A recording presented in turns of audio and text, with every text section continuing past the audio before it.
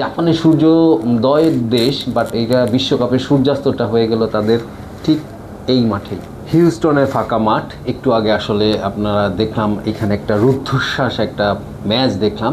এখন কিন্তু ম্যাচের পর অনেকটা সময় কেটে গেছে। আমরা দেখছি যে জাপানের দর্শক কিছু রয়েছেন, তারা কিন্তু নিজেদের সেই ম্যাচের সময় তারা যে পানীয় কিংবা খাবার খেয়েছেন সেই ময়লাগুলো কিন্তু তারা নিজেরা পরিষ্কার করে যাচ্ছেন।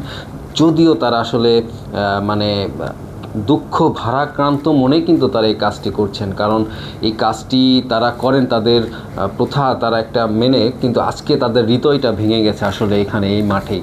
ম্যাচের 96 মিনিটে গোলটি আসলে মার্তিনেল্লির গোল, সেই গোলের পরে কিন্তু আসলে ব্রাজিলের সমর্থকদের আসলে চোখে মুখে আসলে খুবই হতাশ এবং তারা ভেঙে পড়েছেন।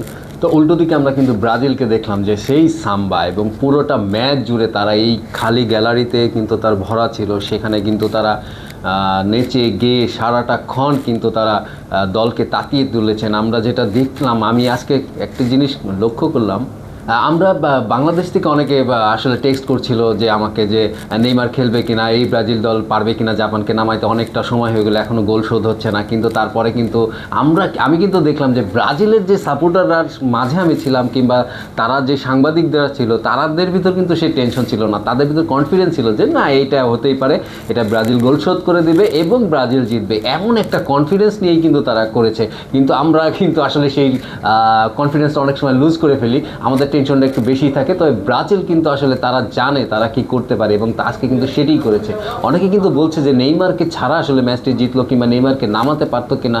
এবং আমরা যেটা দেখলাম যে ব্রাজিলের কিন্তু একজন ডন আছে, কার্লো আনচেলত্তি, তিনি কিন্তু আসলে ওই যে ফার্স্ট হাফের পরে টানেলে কিংবা লকার রুমে তিনি কি বলেছেন, তিনি কি কৌশল নিয়েছেন, সেটি কিন্তু আসলে বদলে দিয়েছে পুরো ব্রাজিল দলকে। আপনারা যদি খেয়াল করেন, ব্রাজিল কিন্তু ফার্স্ট হাফে অতটা পেস কিংবা কৌশলে কিন্তু তাদের আধিপত্যটা ছিল না, যেটা ছিল জাপানিদের। মনে হচ্ছিল জাপান ডমিনেট করছে। তারপরে সেকেন্ড হাফে কিন্তু পুরো ব্রাজিল দল বদলে যায়, এনরিককে মাঠে নামানো হয়, পাকিতাকে উঠিয়ে।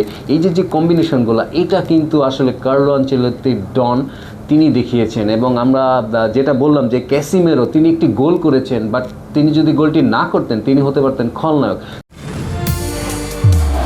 নির্মাণের নাম্বার 1 শাহ সিমেন্ট।